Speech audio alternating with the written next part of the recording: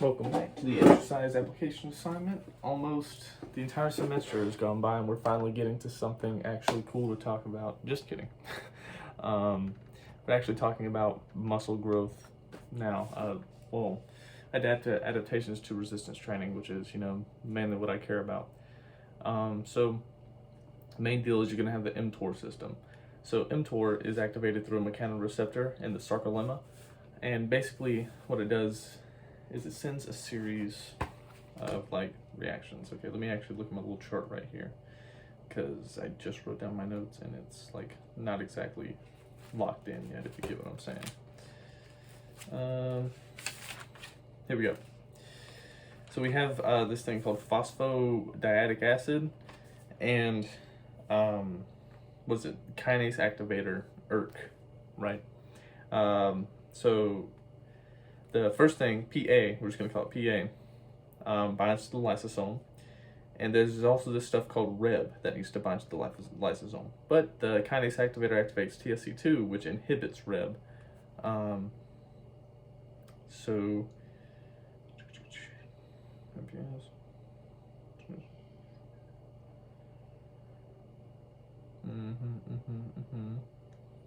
But TSC2 gets inhibited by something else later on, if I remember correctly. Sorry.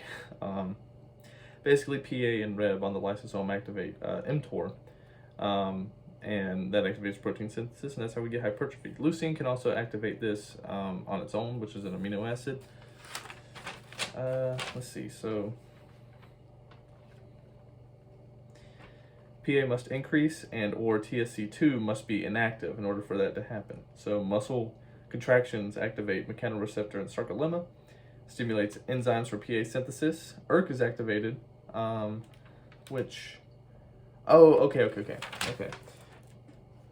is activated and it blocks TSC2. That's okay. Yeah, that's why I drew the block symbol, not an arrow. What am I saying? So TSC2 blocks Reb. So kinase activator is activated, which blocks TSC2, which would block Reb if it could. But it can't because ERK is getting it. Let's see. What's another thing I want to cover right here? You have agonist, antagonist. So a lot of our muscular adaptations to size, and we covered this in lecture today. Oh, I haven't even talked about my workout.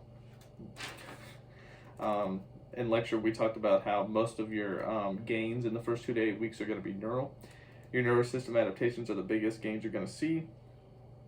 So your high brain centers communicate with your motor cortex and your spinal cord, your motor neuron, your muscular junction, and then through the muscle. But your Golgi tendon organs and your spindles are going to communicate back with your spinal cord. So your neural drive is your motor neurons for the spinal cord. They send an activation signal. The magnitude of the output from the CNS is called your neural drive. So your adaptations could be the number of motor units activated, the rate of motor units firing, and motor unit synchronization, and neuromuscular junction adaptations. Mostly what we're going to see is synchronization. The first three, the last one, not as much of a change there, but a little bit. Let's see. Increases, agonist antagonist activation ratio, maybe.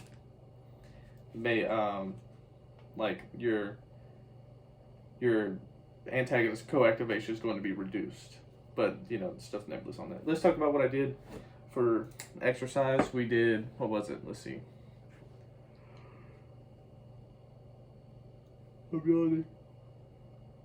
It was a chest day. Well, I call it chest day, but basically focusing on arms. So we started out, we did behind the back wrist curls with the cable, and then we did single arm reverse curls on the cable, which actually felt pretty good. I was trying something out. Usually I do wrist extension, but I was like, oh, what about a reverse curl? And then I did the preacher curl machine, and then hammer curls on the preacher curl machine, which I like a lot. I love those. Then behind the neck shoulder press, standing because the Smith machines were taken. And then dumbbell lateral raises, rear delt flies, incline chest press machine, and then weighted dips. And then I was out. So yeah, that'll about do it for this episode. Thanks for watching. Only 2 more to go.